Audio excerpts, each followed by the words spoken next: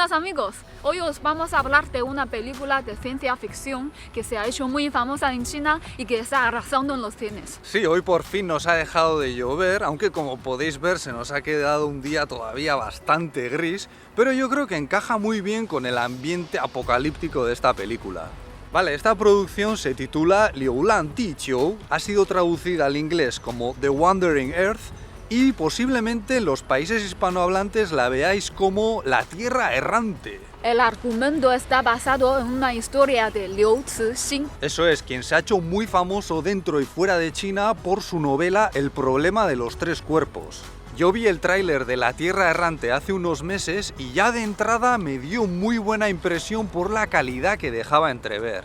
Pero dije, ya verás cómo luego no es para tanto. Seguro que han elegido los mejores cortes y están ahí intentando crear hype. Total, que hace unas semanas fuimos a verla y tengo que decir que esta película no solo marca un hito para el cine de ciencia ficción hecho en China, sino también para el cine chino en general. Yo nunca había visto una película china de este tipo y pensaba que los chinos necesitaríamos muchos años para hacer algo así. A ver, pero también queremos aclarar que nosotros no tenemos relación alguna con ninguna productora o distribuidora china y que esto lo hacemos de forma totalmente independiente, ¿vale? Bueno, ¿y por qué nos ha llamado tanto la atención esta película? Pues porque es la primera gran épica de ciencia ficción al nivel de las mejores producciones del mundo, pero contada con protagonistas chinos y desde la perspectiva de China. Y esto en sí mismo ya supone un gran soplo de aire fresco, porque como sabréis, normalmente los que salvan al mundo suelen ser los estadounidenses, lo cual hasta cierto punto es comprensible, porque la mayoría de estas películas salen de Hollywood.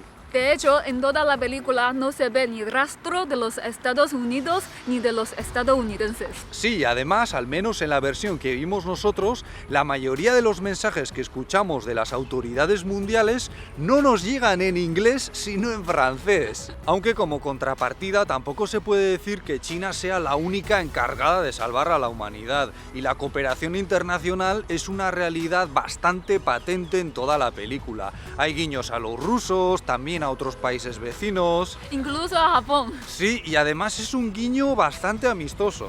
A ver, la historia tiene unos cuantos agujeros desde el punto de vista de la física o la astronomía. Yo no soy ningún experto en la materia y me he dado cuenta de ello, pero si hay una producción de este género que esté libre de ese pecado, que eche la primera piedra.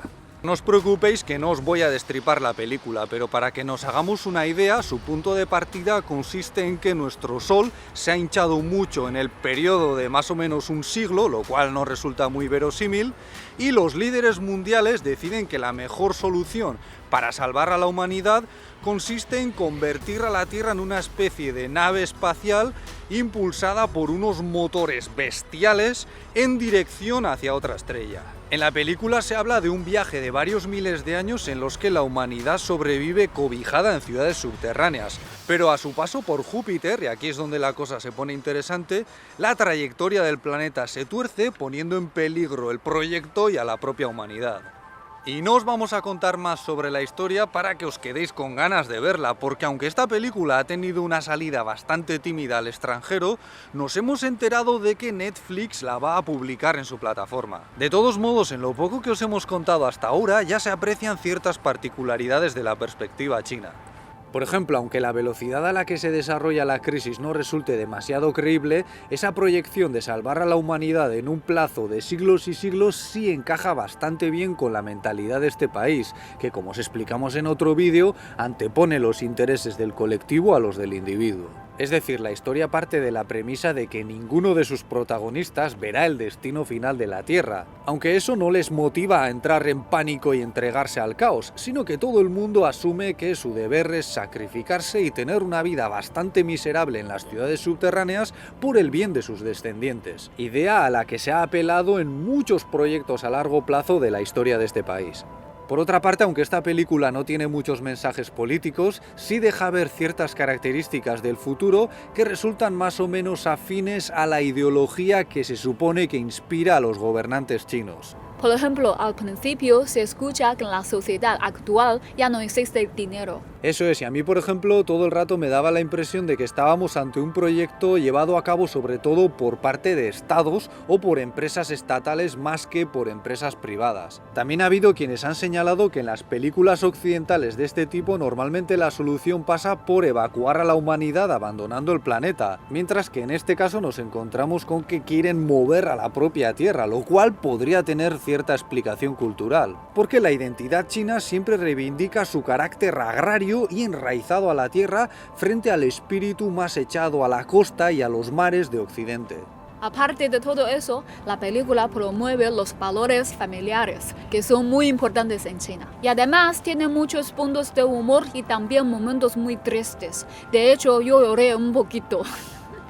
La película tiene bastantes momentos ligerillos, pero también asoman ciertos dilemas morales interesantes, como el de la toma de decisiones por parte de una inteligencia artificial, que como sabréis es una de las puntas de lanza de los planes de futuro de China, y si queréis un día podemos hablar de ello. En cuanto a las actuaciones, la verdad es que me quedé bastante satisfecho. Yo tenía miedo de que no me gustase porque uno de los actores principales es Wu Qin, protagonista y director de la película Wolf Warrior 2, que fue un exitazo en China, aunque a mí no me gustó mucho cómo trabajó en esa ocasión. Pero esta vez su papel me ha parecido bastante más convincente y además resulta que este actor ha sido una figura clave a la hora de reunir las inversiones necesarias para llevar adelante este proyecto.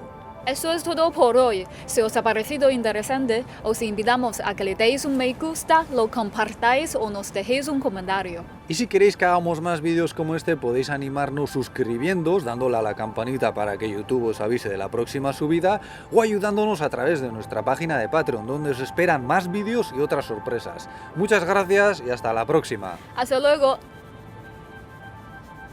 Por cierto, yo hacía mucho que no iba al cine en China, sobre todo porque soy bastante maniático con el silencio. Y aquí hay una parte de los espectadores, cada vez más pequeña pero todavía presente, que entiende eso de ver películas de una forma muy relajada y muy social. Es decir, hablando mucho, haciendo todo tipo de ruidos, con el móvil encendido todo el rato, pero esta vez me di cuenta de que estaba todo el mundo muy atento mirando a la pantalla y podía haber disfrutado de la película tranquilamente.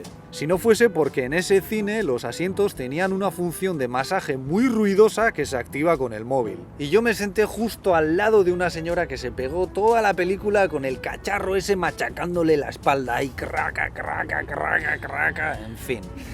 Siempre me toca a mí.